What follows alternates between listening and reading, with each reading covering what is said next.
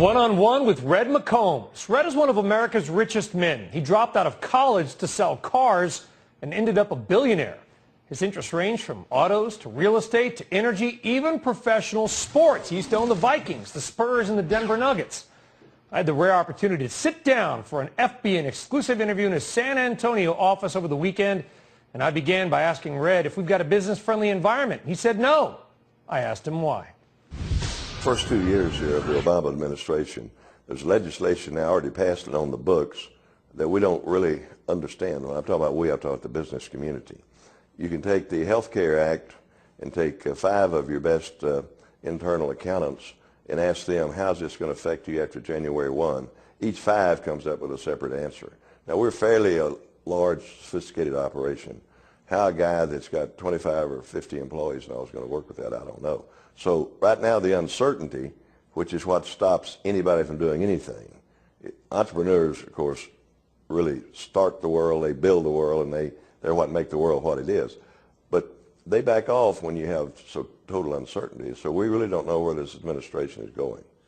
You have so many different business groups. You've got the auto dealership chain, real estate, energy.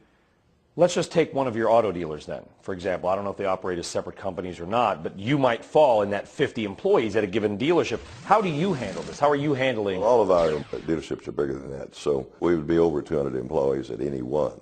But how we fall into it is we try not to let our operators get caught up with this. That's our role in the central office to determine how we're going to change policies and such. In the meantime, we tell our guys, keep your eye on the target. The target is selling a car every day. And for each person, and just stay on the target, stay with it, and don't get caught up in all this because you won't understand it.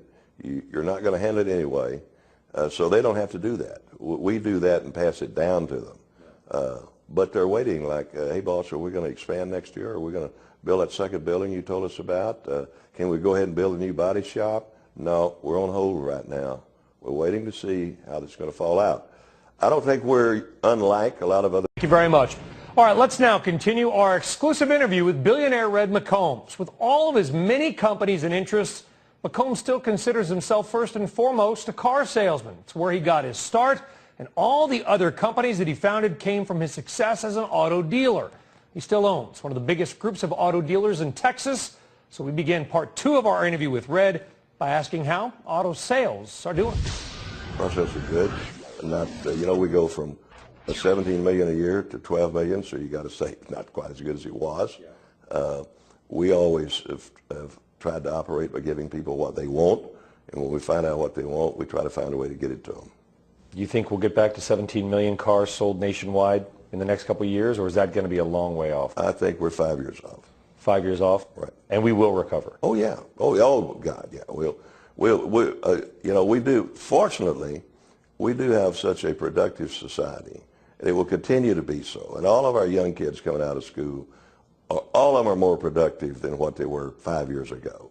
And they're going to bring us home. That's our answer. They'll make it work, and we'll be still the most productive country in the world. And we will be enough productive to where we will pay for all this mess and get through it and give people sound ground to stand on to where they can plan for the future.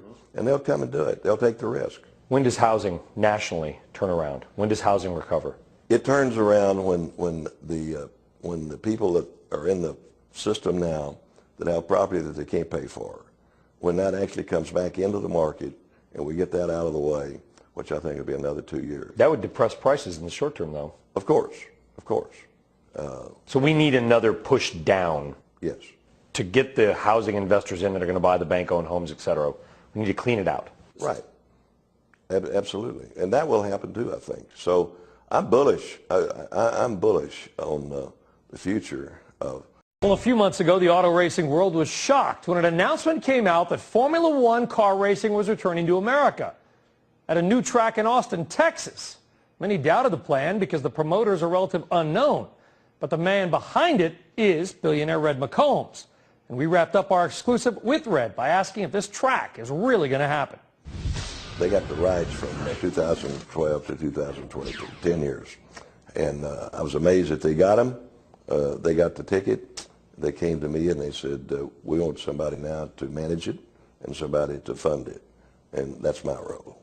So we're hard into it. I have every confidence that we'll do it, and I think we'll be sitting here 2 years from now, and you'll see, right, that's a magnificent track you guys built. The only track built in America that is built for Formula One. The only track that has a chance to really be one of the best in the world. Because what we're trying to do there is to create, since we're going to be the newest, Jerry Jones did it for us in his program up there for other parts of athletics and entertainment. We're going to do it for using Formula One just as the base. But I've kind of, in our own company, we've nicknamed that Speed City, and we're talking about the speed of everything, including the human body. And it will be a 365-day-a-year program. Formula One